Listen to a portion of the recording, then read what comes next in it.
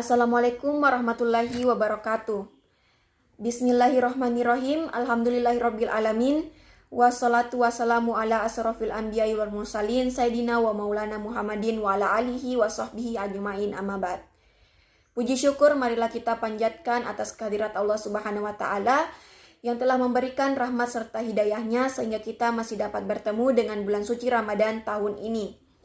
Salawat serta salam tak lupa kita panjatkan kepada Nabi Muhammad SAW, kepada keluarga, sahabat, hingga sampai kepada kita selaku umatnya.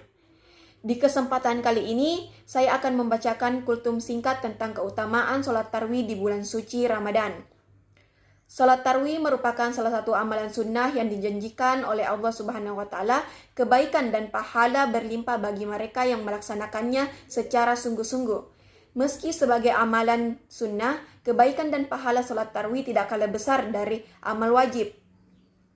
Dijelaskan oleh Al-Hafiz Ibnu Hajar Al-Asqalani dalam kitab Fath al-Bari Syarah Al-Bukhari sebagai berikut. Salat jamaah yang dilaksanakan pada setiap malam bulan Ramadan dinamai tarwih karena para sahabat pertama kali melaksanakannya beristirahat pada setiap 2 kali salam. Waktu pelaksanaan salat tarwih dimulai setelah sholat isya berakhir sampai terbit fajar. Bagi yang belum melaksanakan sholat isya tidak diperkenankan melakukan salat tarwih, bahkan salat tarwihnya menjadi tidak sah.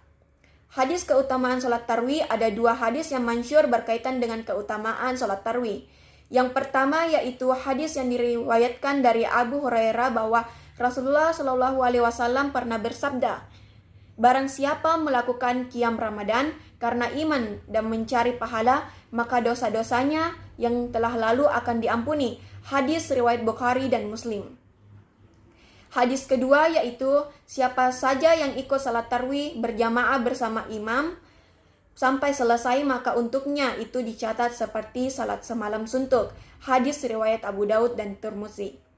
Selain disebutkan kedua hadis di atas, ada kitab Durratun Nasihin sebagaimana dilansir dari laman pustaka Ilmu Sunni Salafiyah disebutkan 30 keutamaan sholat tarwih di bulan Ramadan.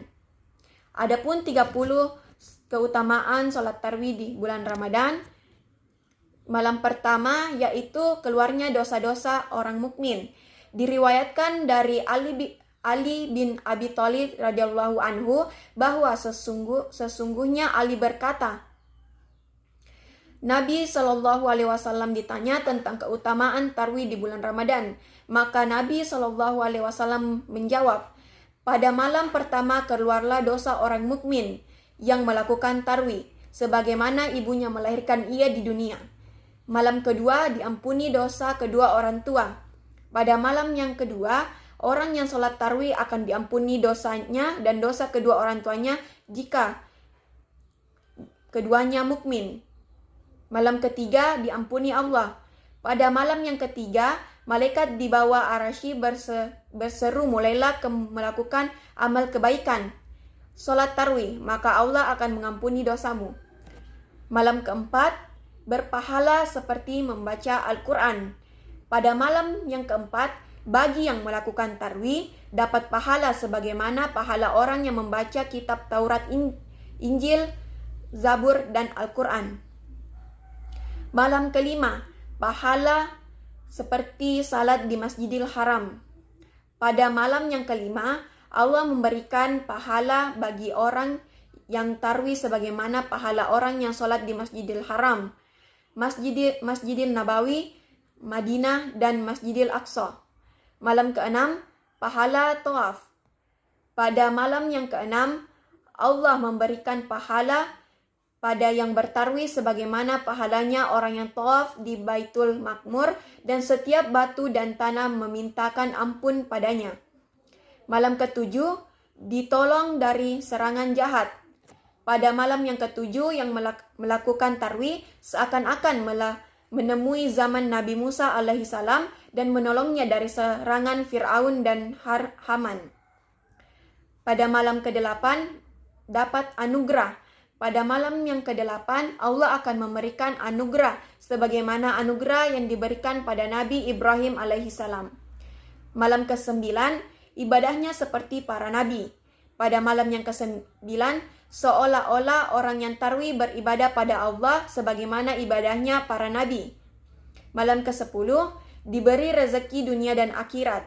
Pada malam yang ke-10, Allah akan memberi rizki dan yang lebih bagus di dunia maupun akhirat bagi yang melaksanakan sholat tarwi. Malam ke-11, sholat dari dunia seperti orang baru dilahirkan. Pada malam yang ke-11, orang tarwi kelak ia akan keluar dari dunia mati, seperti hari di mana ia baru dilahirkan dari perut ibunya. Malam ke-12, wajah seperti bulan purnama. Pada malam yang ke-12, pada saat hari kiamat datang, wajahnya orang yang tarawih bersinar bagaikan rembulan di malam purnama. Malam ke-13, selamat dari keburukan. Pada malam yang ke-13, pada saat hari kiamat tiba, orang yang tarwi akan selamat dari segala macam keburukan. Malam ke-14, tidak dihisab di hari kiamat. Pada malam yang ke-14, malaikat pada menjadi saksi bagi orang yang tarwi bahwa ia sudah melakukan sholat tarwi, maka Allah tidak menghisapnya besok di hari kiamat. Malam ke-15, malaikat memintakan ampunan. Pada malam yang ke-15, para malaikat dan para malaikat penyangga arsy dan para malaikat penjaga kursi kerajaan langit pada memintakan ampunan pada orang yang sholat tarwi. Malam ke-16, selamat dari neraka. Pada malam yang ke-16, Allah akan mencabut kebebasan selamat dari neraka dan kebebasan masuk surga bagi yang tarwi. Malam ke-17, dapat pahala bagi para nabi. Pada malam yang ke-17, yang tarwi akan diberi pahala sebagaimana pahalanya para nabi. Malam ke-18, diridhoi Allah. Pada malam yang ke-18, malaikat telah berseru pada yang tarwi, wahai hamba Allah, sesungguhnya Allah telah meridhoimu dan kedua orang tuamu. Malam ke-19, diangkat derajat di surga Firdaus. Malam yang ke-19, Allah akan mengangkat derajat-derajat yang tarwi di surga Firdaus. Malam ke-20, pahala mati syahid. Pahala mati syahid bagi orang tarwi akan diberi pahala seperti orang-orang yang mati syahid dan orang-orang yang sholih. Malam ke-21, dibangunkan rumah dari cahaya di surga.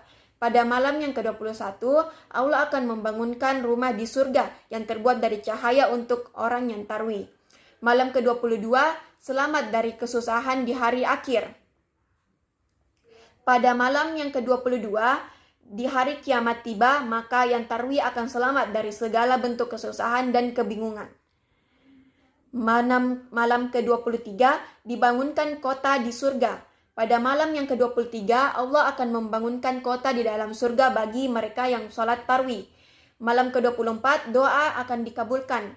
Pada malam yang ke-24, orang yang tarwi akan memperoleh 24 doa yang mustajab dan manjur. Malam ke-25, dihilangkan dari siksa kubur.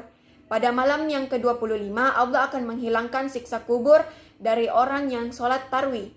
Malam ke-26, dapat pahala 40 tahun.